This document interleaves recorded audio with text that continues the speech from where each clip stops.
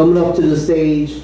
He needs no introduction. You all know he's Flint's very own historian, Mr. Gary Flinn.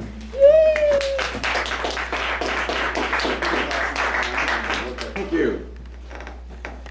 Of course, you probably know this too many times already. I'm the author of the book Remembering Flint, Michigan, which came out about 6 years ago or so, and I have a book which I'm waiting from my editors regarding what they're going to do. But the title of the next book, when it comes out later on this year, I hope, is Hidden History of Flint. Now, the first book mostly has material that was written for the late lamented alternative publication, The Uncommon Sense, and this time around I have a local history piece, but it's more of an investigative piece. Of course, The Uncommon Sense did investigative articles, and what I'm going to read is the only investigative piece I wrote, which is from the October 2006 issue. And because it was the October issue, the piece is called The Boogeyman in Your Attic. I'll show you the cover. In fact, if Jenny can zoom in on the cover here. This regards Zonolite ag insulation, which is a type of vermiculite insulation, which is in the attics of most older Flint homes. Got the shot? Mm-hmm. Okay. Yep. Now I'll begin the piece, which is subtitled. In fact, there are various subtitles, so if there's a subtitle, I'll read it in a low voice like this. Okay, do that. So, again, this article is called The Boogeyman in Your Attic. Asbestos still plagues local homes. It's a serious piece. This article is in memory of my father, Robert Flynn, who was a plasterer and was exposed to asbestos on the job. Many older homes in the Flint area have a health hazard, which is mostly unknown except for those familiar with asbestos-related diseases, including mesothelioma, which is a form of cancer caused by asbestos. Why it wasn't reported in the Flint area media, I don't know. Maybe it's because the product was heavily advertised in the local media back in the 1950s and 1960s. It certainly was successful. Virtually all the single-family homes in Flint have Zonolite brand vermiculite insulation in their attics, according to the Barbara Ann Carmano's Cancer Institute in Detroit. They include the house I grew up in. Zonolite bags printed with green and red ink you see in this article and was depicted on the cover I just shown, were retrieved from the attic of my mother's home. The vermiculite was mined at the Zonolite mine in Libby, Montana. While vermiculite itself does not usually contain asbestos, the vermiculite which was mined at Libby is contaminated with it.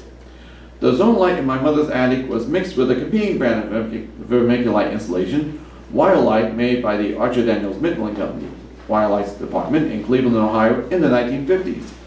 ADM later sold the Wildlight unit, whose last listed owner was the now defunct Cleveland Builder Supply Company in Cleveland. No information was found as to if the Wildlight vermiculite originated in Libby. Zonolite processed in Michigan. The label on the 1950s vintage Zonolite bags indicate that the Zonolite was processed and packaged in Dearborn, Michigan. The former Zonolite factory at 14300 Hen Street in Dearborn still has asbestos in the soil surrounding the former plant. It operated from the early 1950s until it closed in 1989. Surviving records about the Dearborn plant indicated that it processed more than 200,000 tons of Libby vermiculite from 1966 to 1968. The Environmental Protection Agency initiated cleanup of the site. Of course, this again is 2006, so I'll say 2005. It said last year on here, but anyway, which the owner at that time had no record of health problems among his employees, but he did express liability fears concerning the contamination. But the Michigan Department of Community Health and the Federal Agency for Toxic Substances and Disease Registry did a consultation concerning the Dearborn site and concluded that the people who worked at the Dearborn facility when it processed vermiculite were likely exposed to asbestos at levels that exceeded workplace health standards, and that people who lived in the same household as workers were likely exposed to asbestos from fibers that were brought into the home on workers' hair, clothing, and shoes. Additional vermiculite processing plants in Michigan were in River Rouge, Warren, Milan, Reed City, Elsie, and Grand Rapids. Vermiculite was fool's gold. As early as 1824, Thomas H. Webb in Worcester, Massachusetts, experimented with a mica-like mineral and discovered that when exposed to a flame, it would expand into various forms resembling small worms. He called the mineral vermiculite, meaning worm breeder. Out west in Montana, records show that in 1881, Robert Ranney and his partner, while searching for gold along a creek, dug a 40-foot shaft following a vein of quartz. In 1919, Edward Alley, owner of the Libby Motel in Libby and a part-time miner, stood in the same shaft holding a flaming torch. When the flame touched the gleaming mineral, it popped like popcorn into large, lightweight, puffy clusters. When he held the flame beneath the clusters, they did not burn. Scientists told Alley that what he found was vermiculite. Alley called the clusters he accidentally created Zonolite. Initial uses of the product included insulating bank vaults, office safes, and filing cabinets. By 1924, Alley had set up a roasting kiln that produced 4 tons of Zonolite a day. 2 years later, a much larger plant produced up to 100 tons a day. By the time Alley died in 1935, Zonolite was sold around the world. In 1939, Zonolite merged with another company and was headquartered in Chicago, run by Andrew T. Kearney. Zonolite's many uses in construction. The construction industry found Zonolite to be excellent fireproofing for steel skyscrapers, making the steel skeleton slimmer. It took the place of sand as a base for concrete. It became a popular aggregate for plaster.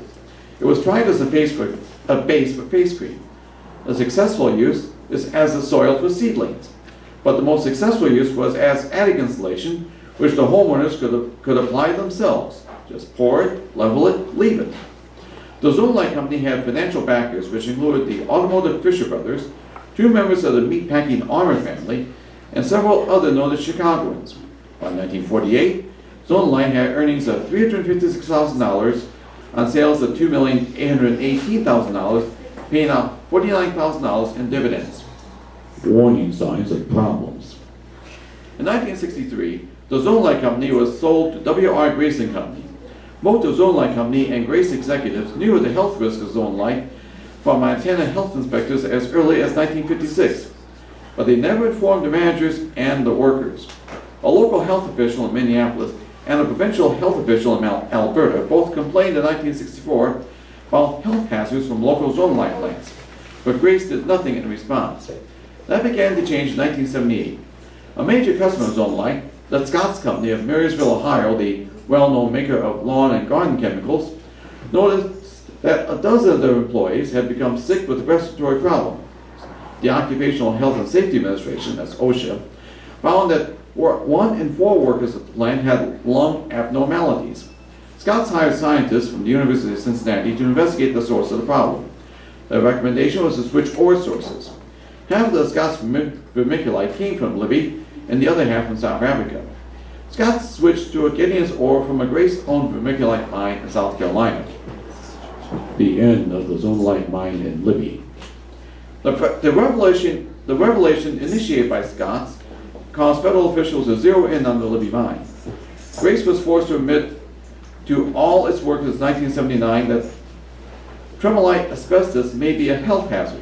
But after Ronald Reagan became president in 1981, the federal government put the investigation of the Libby mine on the back burner, in part because W.R. Grace President J. Peter Grace became a member of the Reagan administration. Zonolite attic insulation was discontinued in 1984 due to declining demand. Asbestos-related lawsuits combined with declining demand for the ore led to the closing of the Libby mine in 1990. J. Peter Grace died in 1995. In 1999, the Seattle Post-Intelligencer newspaper published articles claiming that asbestos-related diseases were common in Libby. In April 2001, W.R. Grace filed for bankruptcy protection as a class action lawsuit was being prepared on behalf of Americans exposed to Zonolite attic installations. The Bush administration prevented the EPA from issuing a warning to millions of homeowners for Zonolite installation in 2002. In 2006, it was still in litigation. The trial against W.R. Grace and Company and executives who took part in the cover is not expected to be held in late 2007 or early 2008. So I guess we have to look up to see how that lawsuit came out. I don't think it was a positive. Anyway, back to this. Zonolite used at the World Trade Center. The 9/11 attacks caused long-term effects as vermiculite from the Libby mine was used as fireproofing in the World Trade Center.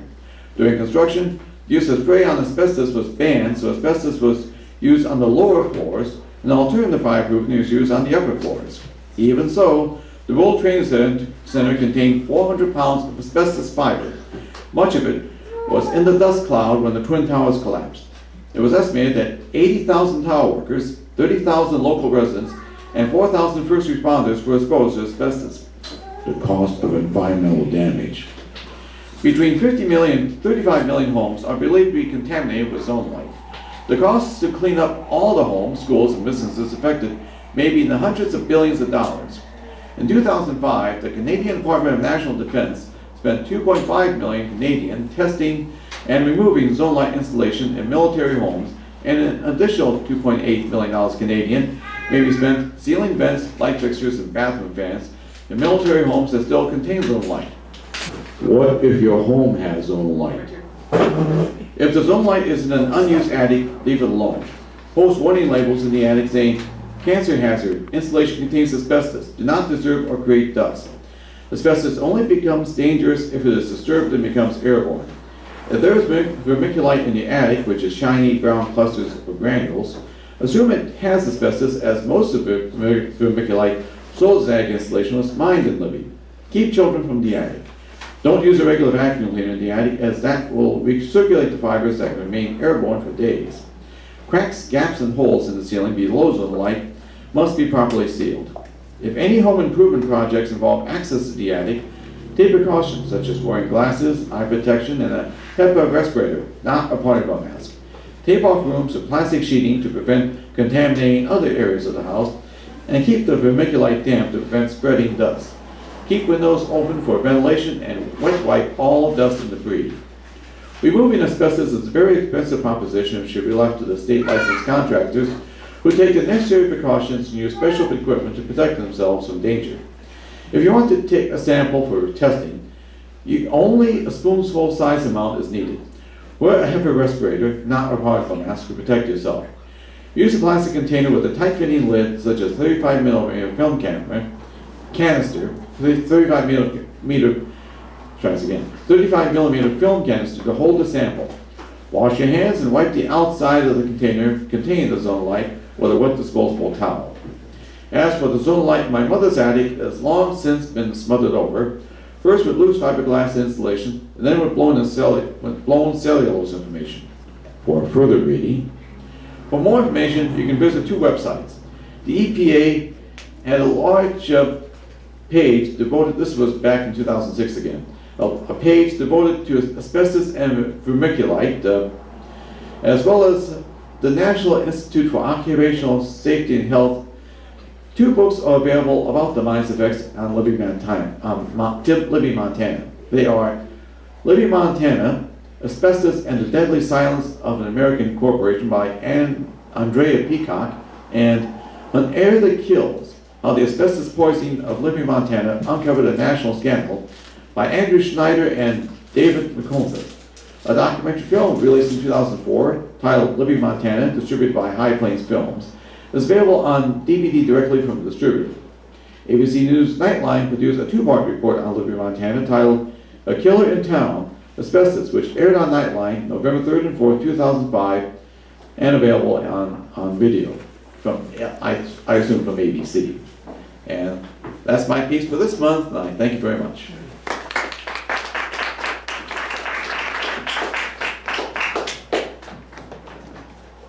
Sir?